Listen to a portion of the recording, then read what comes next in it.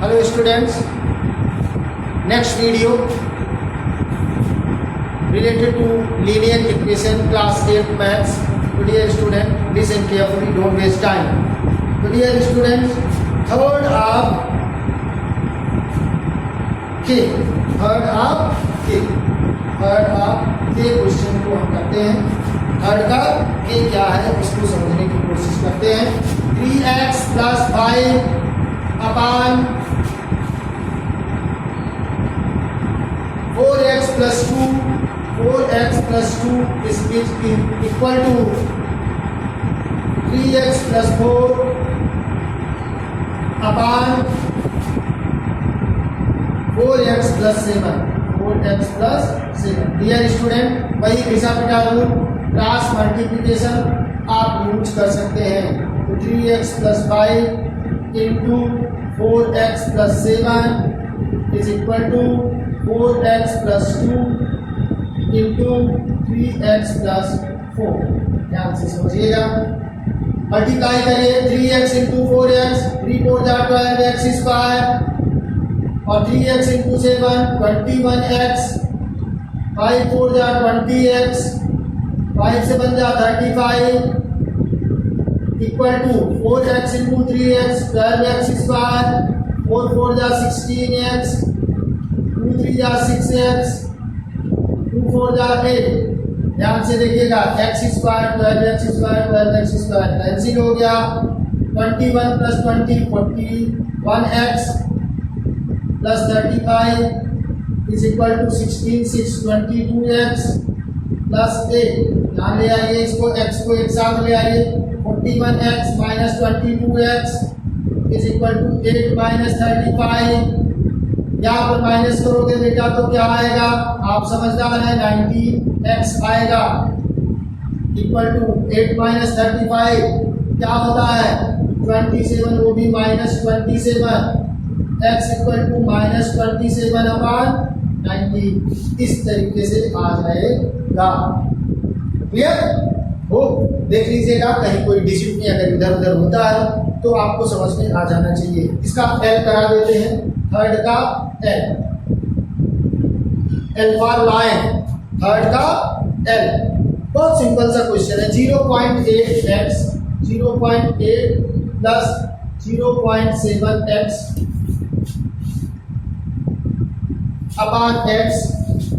Upon x is equal to कुछ और है 0.86. देखो बेटा क्रॉस मल्टीप्लाई करो. यहाँ पर भी क्रॉस मल्टीप्लिकेशन होगा. 0.8 plus 0.7x is equal to 0.86x हो जाएगा. क्रॉस मल्टीप्लाई होगा तो अरे x वाले को एक साथ रखो. इसको 0.70 भी लिख सकते हो. क्लियर? 0.7 को 0.7 भी लिखा जा सकता है, 70 भी लिखा जा सकता है, माइनस 0.86 भी लिखा जा सकता है इसको. और ये उधर 0.80 हो जाएगा. ध्यान से समझिएगा.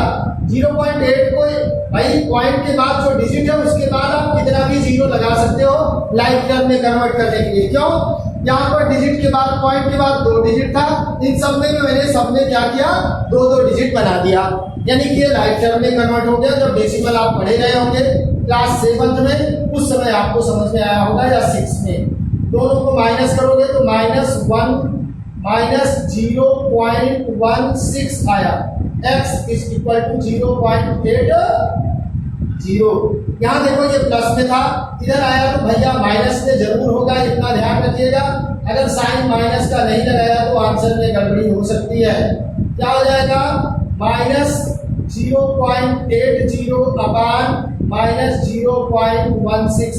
और याद रखो बेटा जब दोनों में पॉइंट के बाद सेम डिजिट हो तो वो लाइक टर्म होते हैं. तो यानी कि इस डेसिमल का कोई वैल्यू रह नहीं गया. ये दोनों माइनस में है तो ये सब अब कन्वर्ट हो गया प्लस में. 80 अपॉन 16 यानी 65 जा 80. x इक्वल टू 5 हो गया. इस तरीके से आपका क्वेश्चन नंबर 3 कंप्लीट हो जाता है. अब हम क्वेश्चन नंबर 4 को समझाने की कोशिश करेंगे. हम थोड़ा सा साइड हो जाते हैं, आप इसे नोट कर लीजिएगा अच्छी तरीके से. अपनी कॉपी में, वो आप नोट कर लेंगे, वीडियो को पॉज कर लेंगे और नोट करके वीडियो को आप क्वेश्चन को नोट कर लेंगे। स्टूडेंट्स, आपके लिए अगर हम इतना परेशान होते हैं, आप थोड़ा सा मेरे लिए परेशान हो जाया करो, आपको अच्छे से समझ में आने लगेगा। आपके पेरेंट्स खुश, आपका टीचर खुश, आपका स्कूल खुश, नाम किसका होगा मुझे भी अच्छा लगेगा कि नहीं, आप भी ये कहेंगे कि चलो अजय सर बहुत अच्छा पढ़ाते हैं, आज समझ में आ रहा है। तो कोशिश करना माय डियर, आप ही के लिए सब कुछ है, बच्चे से बढ़ के कुछ नहीं है हमारे लिए। याद रखिएगा, मेरे स्टूडेंट्स को समझ में आए, डजंट मैटर कुछ भी हो, कैसा भी हो, मेरे बच्चों को समझ में आ जाए बस। ईश्वर से यही प्रार्थना होती है, इसलिए माइंड को कंसंट्रेट करके समझने की कोशिश करिएगा। देखिए, find the measure of angles marked mark X in the given figure. हर फिगर में यहाँ देखिएगा फोर्थ का आपको हम दिखाने जा रहे हैं ए। अब देखो बेटा, सिंपल सी बात है, क्लास 7 में ट्रायंगल चैप्टर पढ़े रहे होंगे, इसका नाम दिया है A B C, A B और सी। इसकी वैल्यू दी गई है, एंगल बी की वैल्यू 40 डिग्री, इसकी 50 डिग्री और इसकी दिया है एक्स। अब आपको इतना तो समझदार है कि ट्रायंगल के तीनों एंगल का सम कितना होता है, 180 डिग्री। तो यहाँ पर लिख लीजिएगा angle A plus angle B plus angle C equal to 180 degree. क्यों? Angle sum property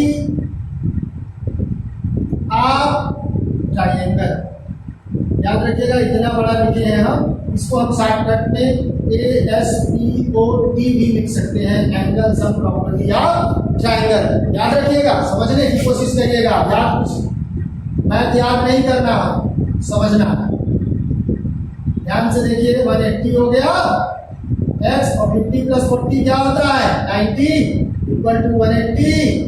x equal to क्या हो जाएगा 180 माइनस 90। आप तो पहले ही आंसर निकाल चुके हैं भाई, मुझे ऐसा फील हो रहा है कि आप आंसर पहले ही निकाल लिए, सर को पता ही नहीं है यार। 50 प्लस 40 90, तो बाकी वाला 90 तो होगा ही। कॉमन सी बातें हैं, समझने की जरूरत है। अब ध्यान से देखिएगा, थोड़ा सा अगला क्वेश्चन इसका हम बात करते हैं, इसका डी को ध्यान से देखिएगा, थोड़ा सा कुछ है नहीं, बस ये एक तरीके का हमारा कोऑर्डिनेटर है ABCD। अब जानते हो कि ABCD अगर कोऑर्डिनेटर है, सपोज करो ऐसे ही है ABC और D। अगर आप जानते हो कोऑर्डिनेटर के चारों एंगल का सम कितना होता है, पता है 360। क्लियर? तो यहाँ पर तीन एंगल दिए हैं, 120 दिया है, 80 डिग्री दिया है और 70 डिग्री दिया है। उसके बाद इसकी वैल्यू नहीं दिया, ये एक्स दिया है। हमें पता है angle A plus angle B plus angle C plus angle D is equal to 360 degree. इसको कहेंगे angle sum property of coordinator. Angle sum property of coordinator, समझिएगा, सोचिएगा, तब आप इसको लिखने की कोशिश करिएगा। फिर से लिख देता हूँ, थोड़ा सा मुझे लगता है कि कम दिख रहा होगा। Angle A plus angle B plus angle C plus angle D is equal to 360 degree. ये angle sum property of coordinator होता है। क्लियर? एंगल ए की वैल्यू 120, बी की वैल्यू 80, सी की वैल्यू 70, डी की वैल्यू x इक्वल टू 360। बहुत आसानी से आ जाएगा। 120 270 plus x is equal to 360। x equal to क्या हो जाएगा 360 माइनस 270। x इक्वल टू क्या आ जाएगा 90। सिंपल सी बात है। मुस्कुरा दिए होंगे आप, कह रहे होंगे क्या बात है यार अजय सर तो बहुत गजब तो पढ़ा दे रहे हैं। अब अगला क्वेश्चन जो है वो पैरेललोग्राम है, इसको नोट कर लिए होंगे आप। ध्यान से देखिएगा, सोचने और समझने की क्षमता को बढ़ाइएगा, क्योंकि बेटा देखो प्रैक्टिस आपको करना है। मैं सारे के सारे क्वेश्चन लगवा दूँ, कोई मतलब नहीं है।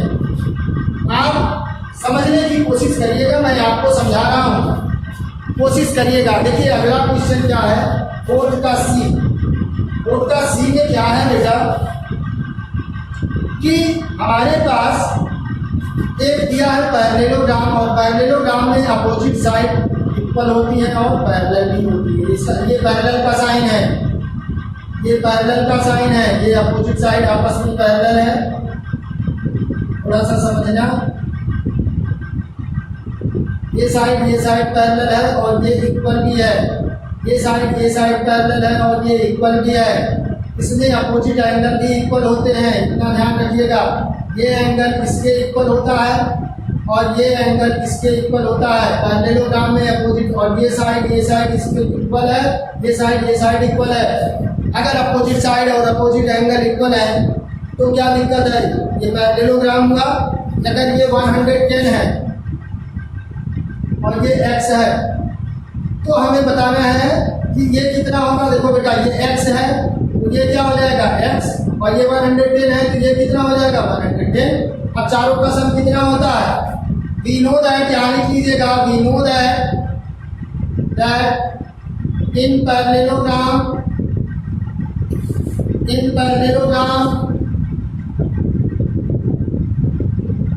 अपोजिट एंगल्स इक्वल,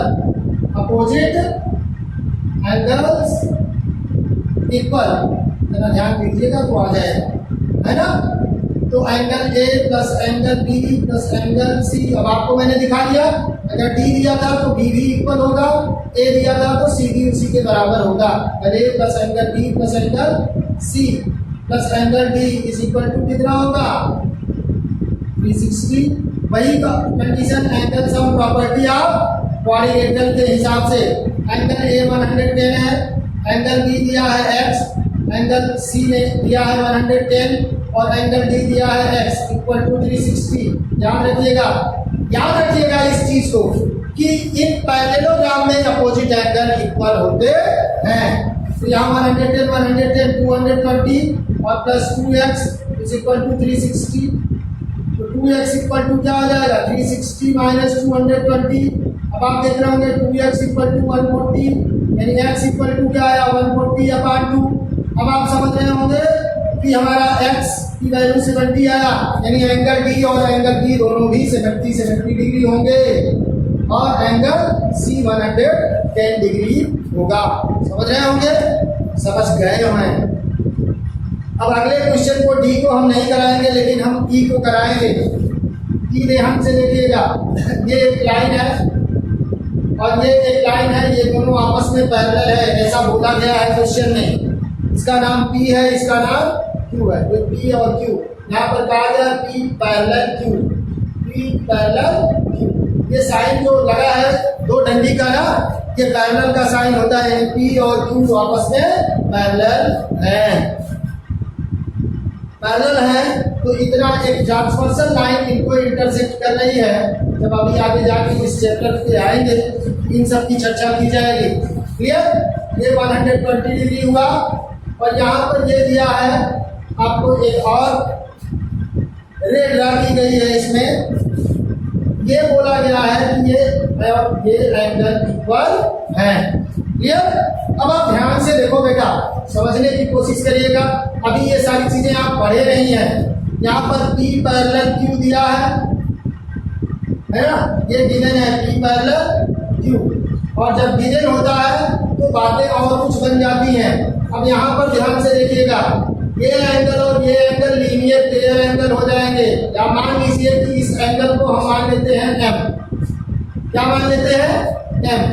तो भाई P और Q अगर पैरेलल है, फिलहाल उसको छोड़ दीजिए। अभी मान लीजिए कि हमारा P एक स्ट्रेट लाइन है। P is the straight line,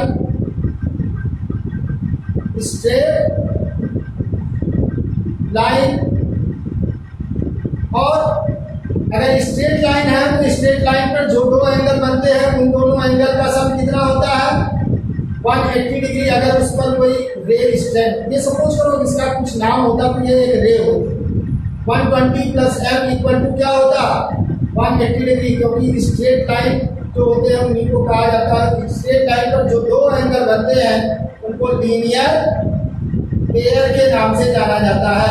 linear pair का सम 180 होता है। तो यहाँ m की वैल्यू आ जाएगी 180 माइनस 120। अब आपको पता है कि m की वैल्यू कितनी आ गई 60 डिग्री। अब ध्यान से देखो, एक चीज और बता दूं बेटा, कि ये एंगल और ये एंगल पैरेलल होंगे। E अगर पैरेलल Q दिया है, E पैरेलल Q दिया है, तो angle M equal to angle X plus X, M equal to, यानी ये कह सकते हो X plus X equal to angle M। क्यों? करिस्पॉन्डिंग एंगल, जब दो लाइन आपस में पैरेलल होती है उनके करिस्पॉन्डिंग एंगल आपस में इक्वल होते हैं। उनको समझने की कोशिश करिएगा, समझ जाइएगा, मुस्कुरा दीजिएगा एक बार, अच्छा लगेगा। अगर आप समझ गए और थोड़ा सा मुस्कुराहट आपके चेहरे पे आ गई मेरे द्वारा, तो मैं समझूंगा कि मैं बहुत धन्य आदमी हूँ। X plus x 2x equal to, कितनी वैल्यू है m की? 60। रख दीजिए बेटा। x इक्वल टू क्या आ जाएगा? 60/2, 30 डिग्री। यानी आप ये कह सकते हो कि x की वैल्यू आ गई 30 डिग्री, यानी ये भी 30 डिग्री होगा और ये भी 30 डिग्री होगा, क्योंकि दोनों आपस में इक्वल हैं। तो डियर स्टूडेंट्स, ये आपका हो गया। और एक लास्ट क्वेश्चन इसका, इस एक्सरसाइज का और बचता है, जिसको हम आपको बता देते हैं, इस फोर्थ का लास्ट क्वेश्चन। अब आप ध्यान से देखिएगा, अगर कोई सर्कल है उसमें जो भी एंगल बनता है वो 360 डिग्री का एंगल बनता है। सपोज करिए ये हमारी दो रेडियस है और ये सेंटर है, इसका सर्कल सेंटर है, क्या है? सेंटर है। और ये कह दिया गया कि भाई ये 150 डिग्री एंगल है। क्लियर? ये कौन सा है? F, 4 का F, समझिएगा। ये 150 डिग्री दिया है और इसकी वैल्यू पूछ रहा है, ये x दिया है। अब बेटा ये जान लो कि इस पूरे का सम 360 होता है, यानी कि x plus 150 is equal to 360 degree. इसी को हम कहते हैं कंप्लीट एंगल, या कंप्लीट एंगल, या हम ये कह सकते हैं इसको हम पॉइंट राउंड एंगल भी कह सकते हैं। क्या कह सकते हैं? Point round angle. तो x इक्वल टू क्या हो जाएगा? 360 माइनस 150। अब x की वैल्यू आ जाएगी कितना? आप समझदार हैं, 210। बहुत सिंपल सा क्वेश्चन था।